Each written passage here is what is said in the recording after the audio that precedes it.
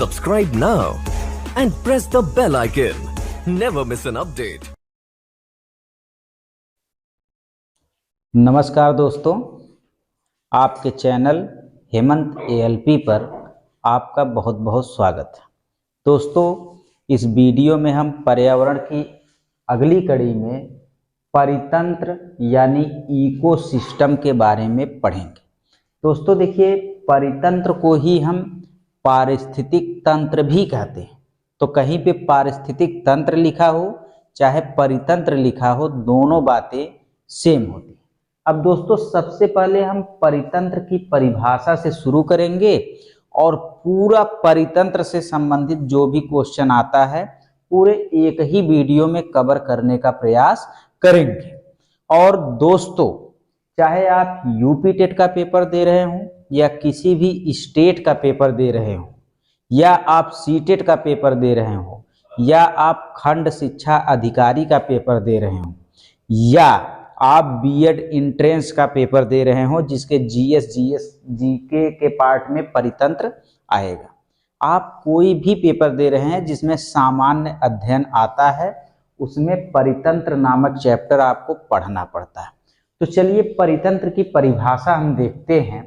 परितंत्र की परिभाषा में आपको दिखाई दे रहा होगा किसी क्षेत्र विशेष में, मतलब किसी क्षेत्र विशेष में जैविक तथा अजैविक घटकों के मध्य होने वाले परस्पर अन्योन्य क्रिया को ही हम परितंत्र कहते हैं। अब यह किसी विशेष क्षेत्र का मतलब यह क्षेत्र महासागर भी हो सकता है, सागर भी हो सकता है, तालाब भी हो सकता है, पर्वत भी हो सकता है, पठार भी हो सकता है, यानी किसी विशेष क्षेत्र की बात कर रहा है। जैसे हम बात करते हैं कि एक विशेष क्षेत्र तालाब है। तालाब में क्या होता है दोस्तों? जल होता है। जल एक कैसा घटक है दोस्तों? अजैविक घटक है। जल एक क्या है? अजैविक घटक है। और जल में रहती क्या है? मछलियां रहती हैं। क्या रहती हैं? मछली रहती हैं। और आपको पता है कि मछली एक जैविक घटक है। मछली एक क्या है? जैविक घटक है। अब बताइए दोस्तों कि इस मछली और इस जल में कोई संबंध है कि नहीं, या इस मछली और इस जल के बीच में कोई अन्योन्य क्रिया या पारस्परिक संबंध है कि नहीं? तो है। अगर जल नहीं रहेगा तो मछली कभी जिंदा नहीं रहेगी। अर्थात यह अजैविक जो घटक है और यह जो जैविक घटक है, इन दोनों के बीच में कुछ न कुछ पारस्परिक संबंध है। अगर इन दोनों के बीच में कुछ न कुछ पारस्परिक संबंध है तो तालाब एक परितंत्र है। वैसे ही महासागर में भी देखेंगे, सागर में भी देखेंगे, पर्वत पठार हर जगह देखेंगे तो कुछ न कुछ जैविक चीजें आपको मिलेंगी और कुछ न कुछ अजैविक चीजें मिलेंगी। और जैविक अजैविक के मध्य में कुछ न कुछ अन्योन्य क्रिया होगा जिसे आप परितंत्र कहेंगे।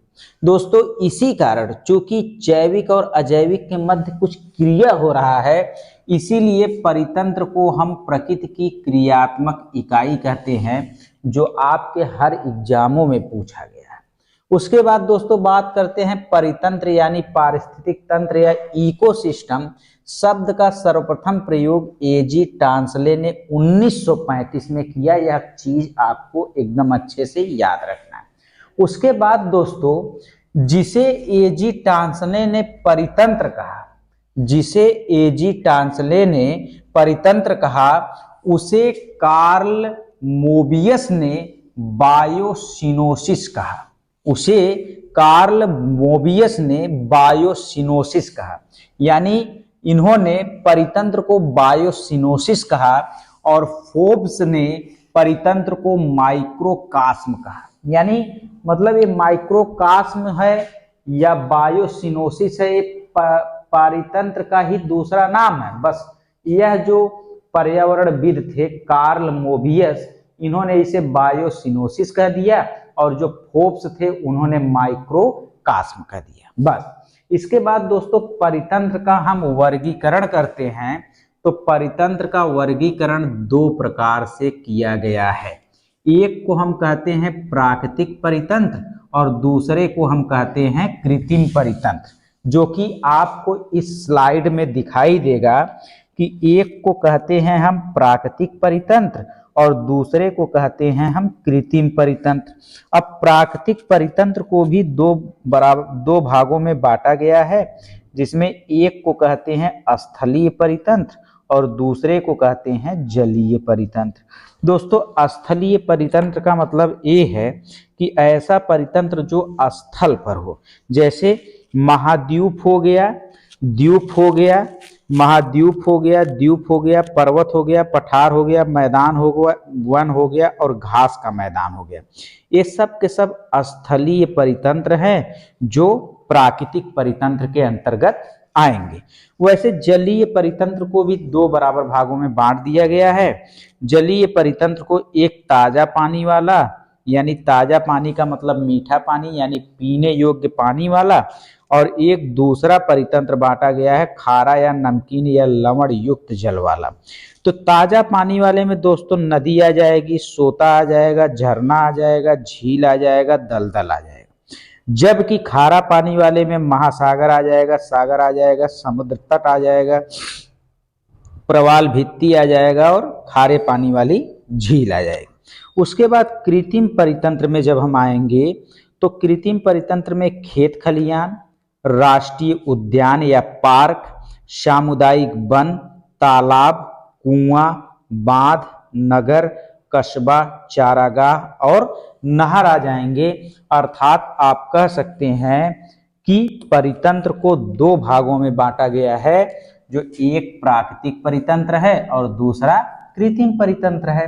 तो आपसे पूछ लेगा कि भैया बताइए कि ये तालाब जो है कैसा परितंत्र है, तो आप बता देंगे कि तालाब कृत्रिम परितंत्र है जिसे मानव ने बनाया है। और आप पूछ लेगा कि महासागर कैसा परितंत्र है, तो आप बता देंगे महासागर प्राकृतिक परितंत्र है। तो हमने आपको पूरा डिटेल से बता दिया कि कौन कौन से प्राकृतिक परितंत्र होते हैं जिसमें मानव का कोई हस्तक्षेप नहीं होता है, जो स्वतः बना है वही प्राकृतिक परितंत्र है, और कृत्रिम परितंत्र जिसको मानव बनाया है। ठीक है, उसके बाद कुछ क्वेश्चन है दोस्तों जो आपके परितंत्र चैप्टर से आता है। सबसे पहला क्वेश्चन है कि सबसे बड़ा परितंत्र कौन है, तो सबसे बड़ा परितंत्र दोस्तों महासागर है। अगर महासागर ऑप्शन में नहीं है तो सागर या समुद्र होगा। सबसे अस्थाई परितंत्र कौन है, तो वो भी महासागर है। यह सबसे बड़ा परितंत्र इसलिए होता है कि महासागर के आप एक छोर पर खड़ा होकर देखेंगे तो पानी आपको दिखाई ही नहीं देगा, दूरों दराज तक आपको आपको दूरों दराज तक केवल पानी ही दिखाई देगा, उसका किनारा नहीं दिखाई देगा। तो इसीलिए इसे सबसे बड़ा परितंत्र और सबसे अस्थाई परितंत्र कहते हैं। उसके बाद दोस्तों सबसे अधिक विविधता या सबसे अधिक जैव विविधता रखने वाला परितंत्र कौन है, तो आपको पता है दोस्तों कि ऐसे अगर आप पूरा ग्लोब बनाते हैं तो ये विषुवत रेखा है, इसके ऊपर आप जाएंगे 23.5 डिग्री तो आपको कर्क रेखा मिलती है, और 23.5 डिग्री नीचे जाएंगे तो आपको मकर रेखा मिलती है। और इस कर्क रेखा और मकर रेखा पर सूर्य हमेशा लंबवत पड़ता है और यहाँ का तापमान हमेशा बहुत अधिक रहता है। और आपको पता है कि तापमान जहाँ पे बहुत अधिक रहता है वहाँ पे वर्षा भी बहुत अधिक होती है, और जहाँ पे वर्षा बहुत अधिक होगी दोस्तों वहाँ पे जीव बहुत ज़्यादा होंगे, अर्थात वहाँ पे जैव विविधता भी बहुत क्या होगी, अधिक होगी। अर्थात सबसे ज़्यादा जैव विविधता रखने वाला स्थान यही है जिसे हम भूमध्य रेखीय प्रदेश कहते हैं, इसी को हम विषुवत रेखीय प्रदेश भी कहते हैं, इसी को हम उष्णकटिबंधीय क्षेत्र भी कहते हैं। अर्थात सबसे ज़्यादा जैव विविधता रखने वाला जो परितंत्र होगा वह भूमध्य रेखीय प्रदेश या विषुवत रेखीय प्रदेश या उष्णकटिबंधीय प्रदेश कहलाएगा। सबसे अधिक जैव भार दोस्तों, जहाँ पे सबसे अधिक विविधता होगा वहीं पे तो सबसे अधिक जीवों का भार होगा, तो सबसे अधिक जैव भार रखने वाला परितंत्र भी भूमध्य रेखीय प्रदेश या उष्णकटिबंधीय प्रदेश ही है। और सबसे अधिक उत्पादकता दोस्तों, अब जहाँ पे सबसे अधिक विविधता है, जहाँ पे सबसे अधिक विविधता है वहीं पे सबसे ज्यादा उत्पादकता भी होगा, वहीं पे सबसे ज्यादा प्रोडक्टिबिलिटी होगी, वहीं पे सबसे ज्यादा जीव जंतु होंगे। तो सबसे अधिक उत्पादकता रखने वाला परितंत्र भूमध्य रेखीय प्रदेश यानी उष्णकटिबंधीय प्रदेश है। स्थल का सबसे बड़ा, स्थल का अगर बात करें, ये सब देखिए जली अभी तक बात हो रहा था, ये जो जली है, लेकिन स्थल का सबसे बड़ा या सबसे सघन परितंत्र जो है वन होता है दोस्तों। वन जो होता है वो स्थल का सबसे बड़ा और सबसे सघन परितंत्र होता है। लेकिन अगर बात करें कि कृत्रिम परितंत्र का, तो कृत्रिम परितंत्र में सबसे बड़ा कृत्रिम परितंत्र तालाब है और सबसे छोटा कृत्रिम परितंत्र एक्वेरियम। एक्वेरियम का मतलब जल जीवशाला, यानी आप देखते हैं अगर किसी हॉस्पिटल में जाते हैं, स्कूल में जाते हैं, तो एक एक्वेरियम रखा रहता है जिसमें मछलियां जो हैं चलती रहती हैं, यानी मछली को पालने के लिए एक घर के साज सज्जा के लिए एक्वेरियम जो है रखा जाता है। ठीक है। पारिस्थितिकी का आतंकवादी या सामुदायिक वानिकी का आतंकवादी किस पेड़ को कहा जाता है? तो यूकेलिप्टस यानी सफेदा को कहा जाता है। विश्व का सबसे विक्षुब्ध, दोस्तों विक्षुब्ध का मतलब होता है अनोखा, विश्व का सबसे विक्षुब्ध परितंत्र जो है मानसूनी वन या पर्णपाती वन, जहाँ पे फिल्मों की, जहाँ पे धारावाहिकों की, जैसे भक्ति धारावाहिक है, राधा कृष्णा, तो इन सब का जहाँ पे शूटिंग की जाती है उसे आप मानसूनी या पर्णपाती वन कहते हैं। इन वनों की पत्तियां जो पेड़ों की होती हैं वो बहुत ही रंग बिरंगी होती हैं, इसीलिए इनको सबसे विक्षुब्ध या अनोखा परितंत्र कहा जाता है। दोस्तों किसानों का मित्र जो है केचुआ एवं सांप को कहा जाता है, क्योंकि केचुआ जो है जमीन की मिट्टी को उपजाऊ बना देता है और सांप जो है खेत में रहने वाले चूहों को खा जाता है, इसलिए किसानों का मित्र केचुआ एवं सांप होते हैं। दोस्तों परितंत्र का मित्र अगर कहा जाए तो तुलसी, नीम, बरगद और पीपल जो है यह परितंत्र का मित्र हैं, क्योंकि यह औषधीय प्रजातियां हैं, दैवीय प्रजातियां हैं, इनसे बहुत ज्यादा औषधि प्राप्त होती है।